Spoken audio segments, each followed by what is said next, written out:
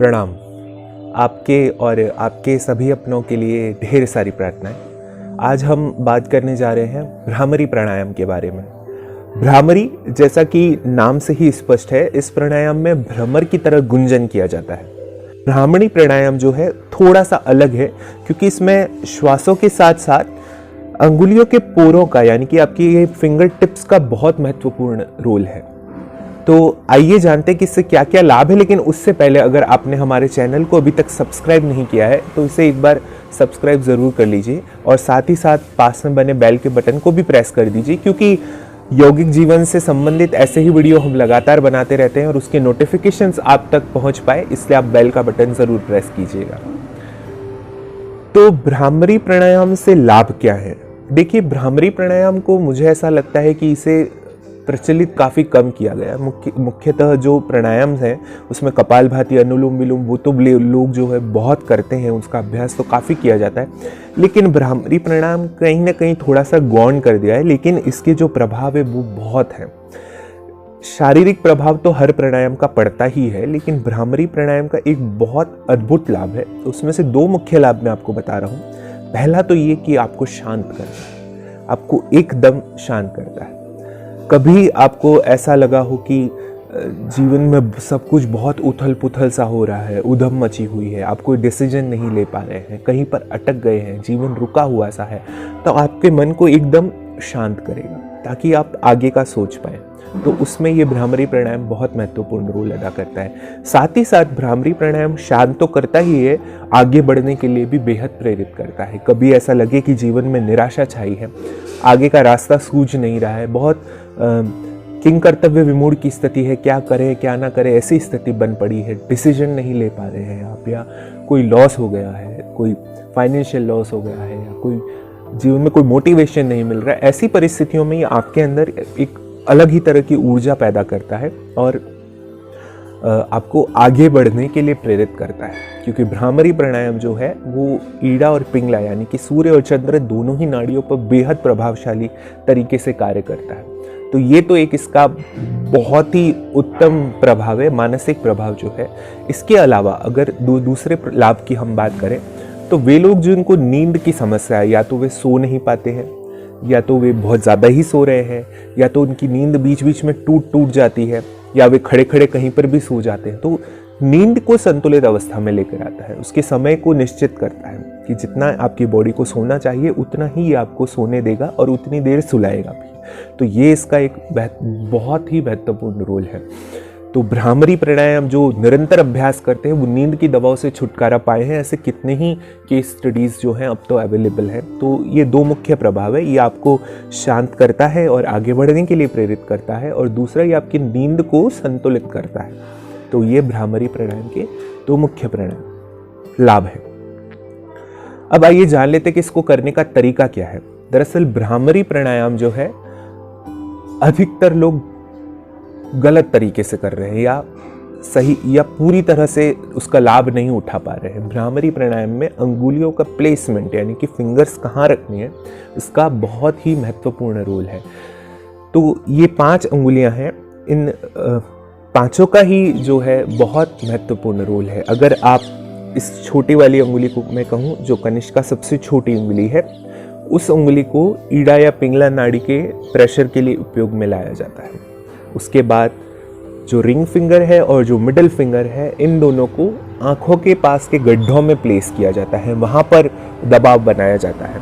इसके बाद जो ये पहली अंगुली है, इससे माथे पर दबाव बनाया जाता है, और अंगूठा जो है इससे कान के पोर को बंद किया जाता है, कुछ इस तरह से।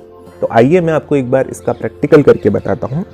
ये जो सबसे छोटी हमारी कनिष्का अंगुली है, इसको दोनों नासिका छिद्रों के पास में ठीक यहाँ पर आपको रखना है। देखिए यहाँ, इसको बंद नहीं करना है, बंद करेंगे तो आप श्वास ही नहीं ले पाएंगे। इसको यहाँ पर रख देना है और यहाँ पर रख के इस पर थोड़ा दबाव बनाना है, क्योंकि यहाँ पर 2 नाड़ियाँ, हम ईड़ा पिंगला या फिर हम कहे कि सूर्य नाड़ी और चंद्र नाड़ी। तो जब आप इन दोनों पर हल्का प्रेशर बनाएंगे तो ये सूर्य और चंद्र नाड़ी दोनों एक्टिवेट होगी। कई बार ऐसा होता है कि हमारा एक ही नासिका काम करता है, एक नासिका बिल्कुल बंद रहती है, एक नासिका से श्वास ही नहीं ली जाती। तो आप जब यहाँ पर दबाव बनाकर थोड़ा श्वासों को अंदर भर के बाहर छोड़ेंगे तो थोड़ी देर करने के बाद ही आप बहुत रिलीफ महसूस करेंगे। ये प्रैक्टिकल आप करके देख सकते हैं। तो ये बहुत ही बड़ा विज्ञान है। जब आप ईड़ा और पिंगला दोनों को सूर्य नाड़ी और चंद्र नाड़ी दोनों पर दबाव बनाते हैं तो आपके दोनों नासिका जो है वो बहुत अच्छे ढंग से कार्य करने लगती है। तो पहला स्टेप ये है कि आपको कनिष्का से ये दोनों छोटी उंगलियों को सूर्य नाड़ी और चंद्र नाड़ी पर रखकर यहाँ पर हल्का दबाव बनाना है। इसको सिर्फ रखना नहीं है, थोड़ा एक्यूप्रेशर देना है, थोड़ा दबाव बनाना है।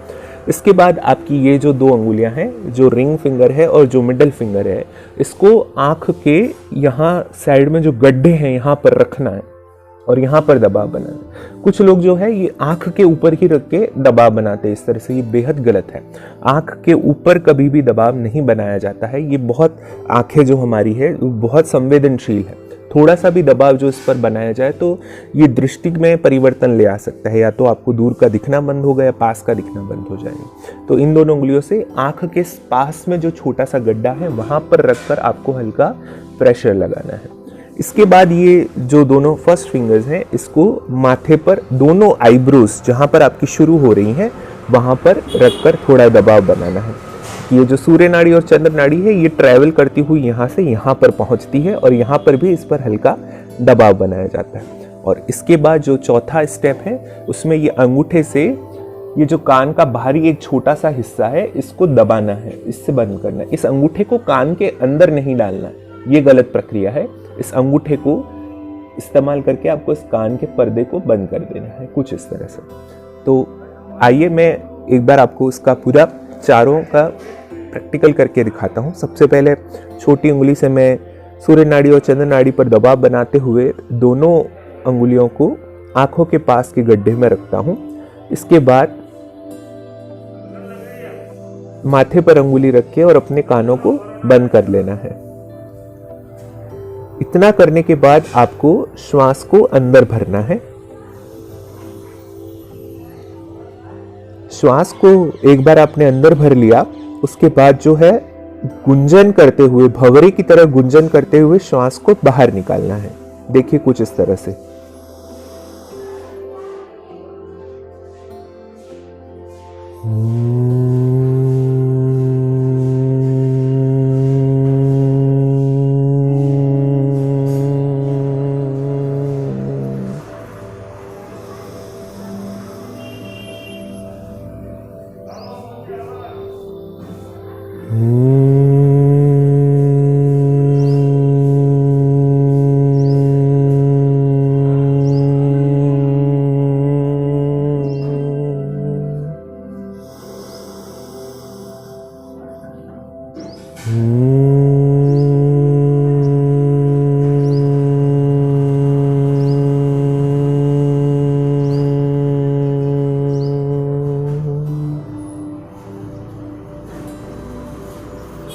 इसके बाद दोनों हाथों को अपने घुटनों पर रख दीजिए और अपनी मस्तक को नीचे झुकाइए, गर्दन को नीचे झुका लीजिए।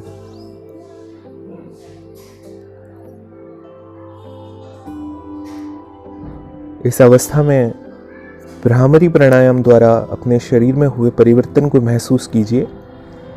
आपको बेहद शांति का अनुभव होगा। जैसे ही आप मस्तक पर जब दो अंगुली से सूर्य और चंद्र नाड़ी पर दबाव बनाते हैं, उसी समय आपको शांति का बेहद अनुभव होता है। तो उसी शांति को आपको होल्ड करके रखना है और उसे इस समय यहाँ पर अपने शरीर में महसूस करना है। शरीर को एकदम ढीला छोड़ देना है। आपको ऐसा महसूस होगा कि आप रूई के हो गए हैं, जैसे आपके अंदर कोई वजन ही नहीं है। आप एकदम हल्का महसूस करेंगे। 2-3 मिनट इसी अवस्था में रहिए। सारी पॉजिटिव एनर्जी को अपने अंदर जाते महसूस करना है और सारी ही नेगेटिव एनर्जी को बाहर जाते हुए महसूस करना है। इसके बाद जब आप तैयार हो जाए तो धीरे धीरे, बेहद धीरे आंखों को खोल दीजिए। उसके बाद मस्तक ऊपर उठाकर सामने की तरफ देखिए और अब आप जीवन में आगे बढ़ने के लिए तैयार हैं। तो ये है भ्रामरी प्राणायाम। इसके कितने राउंड्स करने हैं? तो तो एक बार में कम से कम 20 से 21 राउंड तो आप इसके कीजिए। दरअसल हम लोग बेहद कम करते हैं, भ्रामरी प्राणायाम को 3 या 4 राउंड ही करते हैं, लेकिन अगर इसके एकदम अचिंत्य प्रभाव देखने हैं तो फिर 20 से 21 राउंड आप इसको ज़रूर कीजिए। देखिए, अगर आप भ्रामरी प्राणायाम को जब सुबह करते हैं तो ये आपको जागृत करता है, शांत तो करता ही है लेकिन जागृत करता है, आगे बढ़ने के लिए प्रेरित करता है। और जब आप इसको सोने से पहले रात को करते हैं तो ये आपको सुला देता है। बहुत अच्छी नींद आती है इस प्राणायाम को करने से। इस प्राणायाम में ध्यान रखने योग्य बात यही है कि प्राणायाम तभी लाभ देगा जब आप अंगुलियों को उसी स्थिति में रखेंगे, उसी तरह से रखेंगे जिस तरह से मैंने बताया। तो ये दो को यहाँ पर सूर्य नाड़ी और चंद्र नाड़ी, इन दोनों अंगुलियों को जो है आपको आंखों के गड्ढों के पास में रखना है। जो मिडल फिंगर है वो प्रेशर बनाती है, जो रिंग फिंगर है वो केवल सहयोग भर देती है। तो आपको जो यहाँ पर प्रेशर बनाना है वो मिडल फिंगर से बनाना है और रिंग फिंगर से हल्का सपोर्ट देना है, उससे बहुत ज़्यादा प्रेशर आपको नहीं लगाना है। उसके बाद जो ये हमारी फर्स्ट फिंगर्स हैं वो यहाँ पर रहती हैं और दोनों थंब या अंगूठों से हम हमारे कान को बंद कर लेते हैं। बस इतना ही ध्यान रखना है। 20 से 21 बार आपको भ्रमर की तरह नाद करना है और फिर शांत होकर भ्रामरी प्राणायाम के हुए चेंजेस को महसूस करते हुए धीरे धीरे आगे बढ़ने का अभ्यास करना है। तो मुझे आशा है कि आप इसे प्रतिदिन सुबह तो करेंगे ही, साथ साथ रात को भी करेंगे। अगर रात को आप लगभग 6 से 7 बजे के आसपास डिनर कर लेते हैं, खाना खा लेते हो, तो उसके बाद 10 बजे ही आप प्राणायाम अच्छे से कर सकते हैं। तो आज यहीं तक रखते हैं, अगली बार हम फिर मिलेंगे कुछ नई योगिक क्रियाओं के साथ। तब तक के लिए सर्वे भवन्तु सुखिनः। प्रणाम।